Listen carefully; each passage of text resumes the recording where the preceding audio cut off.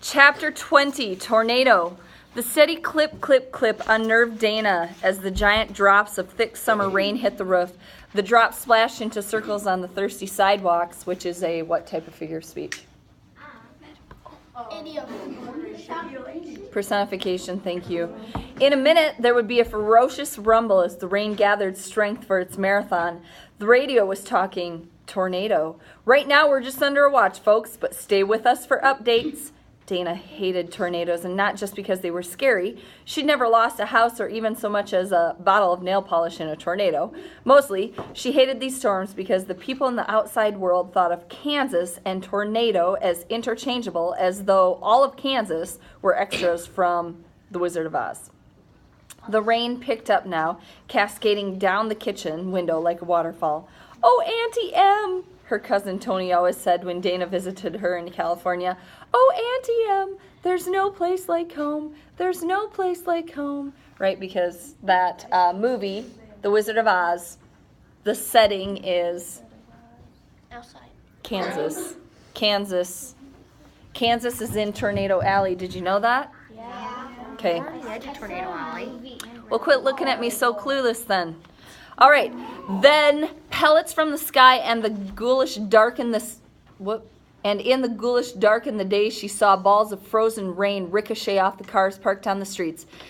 Ding dong, the witch is dead, the witch is dead, the witch is dead, Tony would sing in her obnoxious munchkin voice. Dana turned up the radio.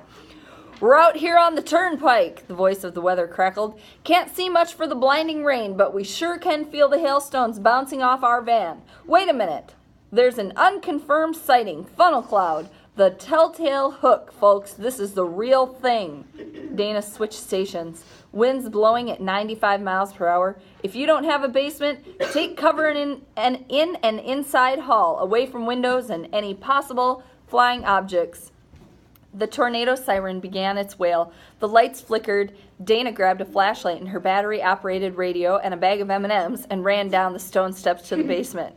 Why did she have to be alone in the middle of a tornado? The basement was a gloomy canyon. That's a metaphor.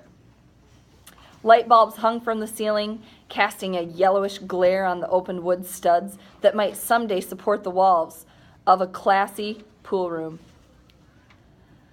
Now, it all just looked raw and cavernous. The wind rumbled, thunder crashed, and the light bulbs swayed. A three-legged table teetered and toppled as Dana bumped into it.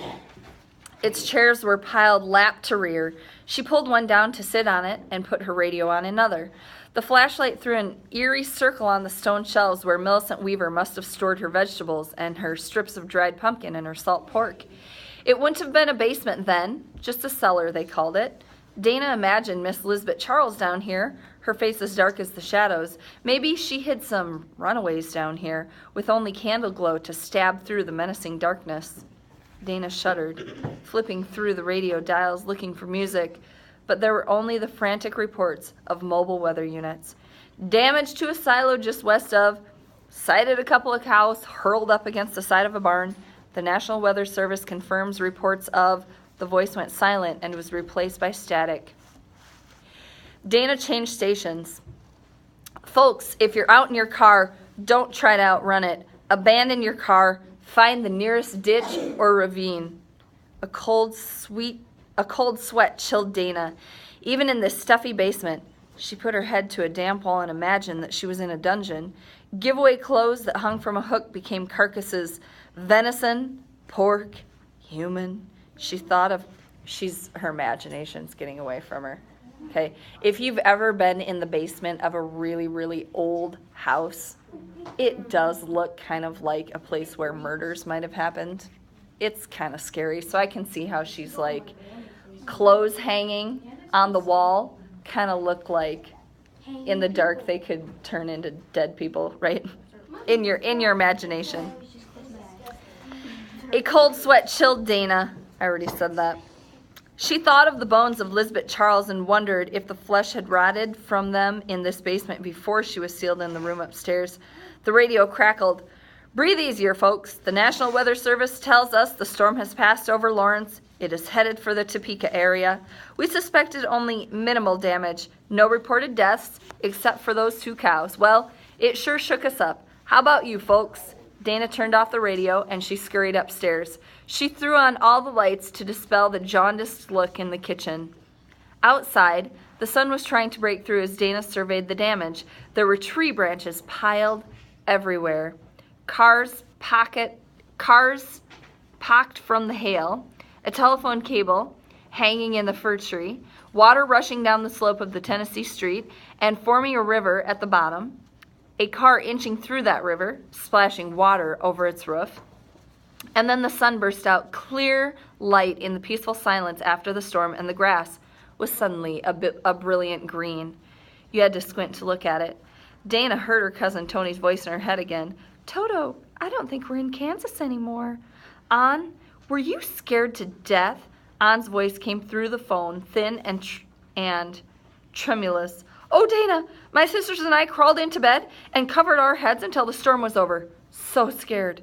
"Oh, you get used to it," Dana said casually. She never let An know how terrified she'd been down in the basement alone. She thought of the carcasses, the damp stone wall.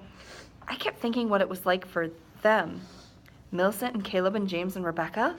Imagine this kind of storm over the open prairie. No trees, no shelter, no radios." An whispered, "Oh, Dana, what if Miss Lisbeth was up in that room when the storm came? Maybe she died of fright." "Not her. I don't think she was afraid of anything. Remember how the journal says she left the middle of the night for Missouri to bring some more slaves? Think of it, a woman, alone. I mean, I wouldn't even go down to Massachusetts Street alone at night and run away at that with all those nasty slave catchers out looking for slaves to sell them back to the old masters. And Indians," An said, for she had just learned about Native Americans that roamed the prairies, and she practiced pronouncing the strange names. Pawnee, Sioux, Kansa, Powhatami, or wait, is that how you say it? Potawatomi. And I don't forget the buffalo. How on earth did Miss Lisbeth ever make it? An's voice grew hard now. People survive. But how did she live? More interesting, An said. How did she die?